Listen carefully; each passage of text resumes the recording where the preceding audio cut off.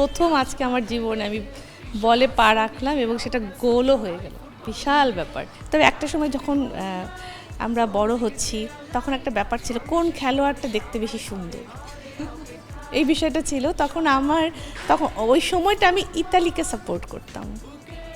মানে ইতালির খেলোয়াড়রা দেখতে অনেক সুন্দর। মানে একজন ভীষণ সুন্দর ছিল, ব্যাজিও ছিল নাম, অসাধারণ সুন্দর। মানে আমি ওনাকে দেখার জন্যই খেলা দেখতাম, বিষয়টা এরকম ছিল।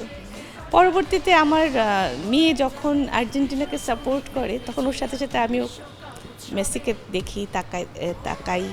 ও আমাকে কালকেও বলছিল যে ওনার শুধু কনসেন্ট্রেশন খেলা আর কিছু না, আমার মেয়ে বলছিল।